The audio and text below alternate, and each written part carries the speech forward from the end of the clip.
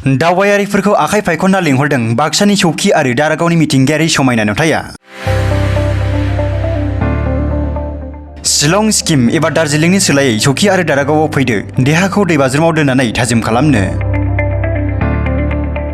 दुंखावनायनिफ्राय रैखाथि मोनहोनायजों लोगोसे आजिरानि समखौ रंजाखुसि बारहोनायनि थाखायल' नोंथाङा शिलं सिक्किम एबा दार्जिलिंआव थांनो गोसो जादों नामा? नाथाय रथ' नोंथाङा बिब्दि रंजाखुसिनि थाखाय शिलं सिक्किम एबा दार्जिलिंआव थांनो गोनांथि गैया।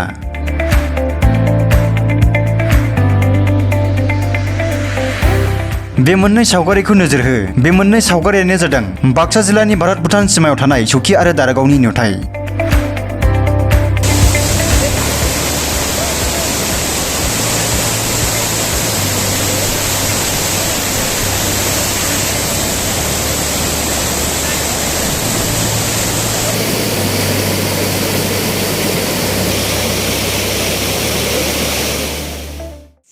চৌকিৰ সৌন্দৰ্য ছিজনত সৌন্দৰ্য হয়, বিশেষকৈ উইণ্টাৰ ছিজনতকৈ বাৰিষা ছিজনত সৌন্দৰ্য পৰ্যটকস্থলী হয়, যিহেতু সৌন্দৰ্য লাগিব আৰু সৌন্দৰ্যৰ যিটো পাৰ্চেণ্ট এতিয়া বাঢ়ি আছে।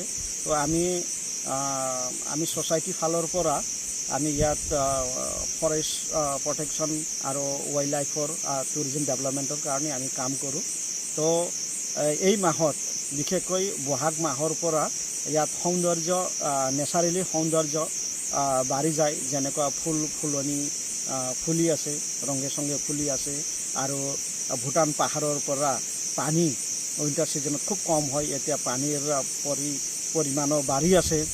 তো পানীও এতিয়া শীতল ঠাণ্ডা পানী। তো গছ-গছনি বিভিন্ন গছ-গছনিও সেউজীয়া পাত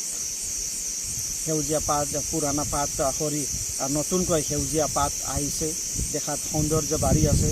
আৰু আমাৰ এই চৌকি পিকনিক স্পটৰ যোনটো ফৰেষ্টত বিভিন্ন জাতৰ জীৱ জন্তু আছে, বনৰীয়া জীৱ জন্তু। হাতীটো এভেইলেবল পায়ে, দিনতো পায়। হাতীৰ লগতে সৰু জাতৰ বাঘ আৰু বনৰীয়া গাহৰি, হৰিণা আৰু চৰাই পিকক চৰাই এভেইলেবল আছে। তো এনেকৈ বিভিন্ন জাতি প্ৰজাতিৰ ইয়াত বনৰীয়া জীৱ জন্তু দেখা পোৱা যায়।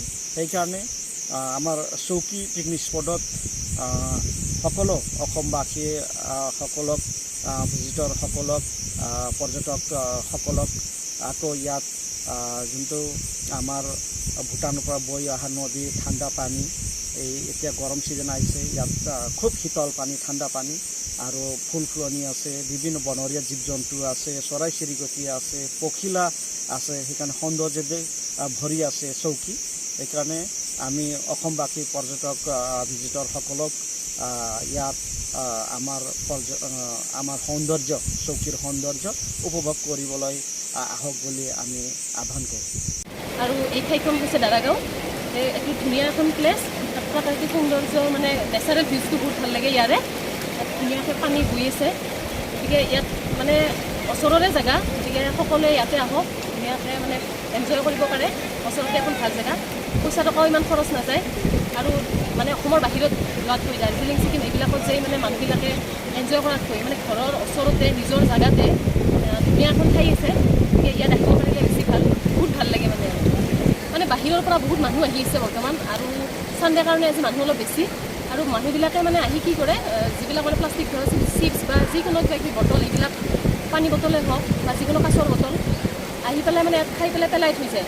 কিন্তু জেগাখিনি মানে প্ৰদূষণৰ জেগাখিনি বেয়া, তাত আহি পেলাই মানুহক মানে কাটাৰ অলপ চান্সটো বেছি, য'তে ত'তে পেলাই থৈ যায়, মানুহৰ অলপ মানে ক্ষতি হয়। সেইকাৰণে আহিলেও যাতে এনেকুৱা নকৰে, এক্সট্ৰা ডাষ্টবিন বা এক্সট্ৰা ঠাইত যাতে বস্তুবিলাক পেলাই থৈ যায়, তেনেকৈ যাতে মানে অপব্যৱহাৰ নকৰে, পেলাই দিয়ে।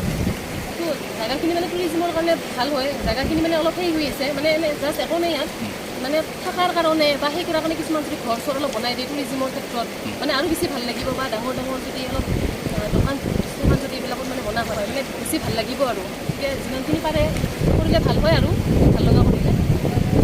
ইয়াত আজি যিহেতু ৰবিবাৰ, আমি অলপ কিছু মনোৰঞ্জন কৰাৰ কাৰণে আহিছোঁ। ইয়াত আমি এক সুন্দৰ পৰিৱেশ, প্ৰকৃতিক সৌন্দৰ্যৰ মাজত এক বিলীন হোৱাৰ পৰিৱেশ, সেইকাৰণে আহি ইয়াৰে উপস্থিত হৈছোঁ আমি।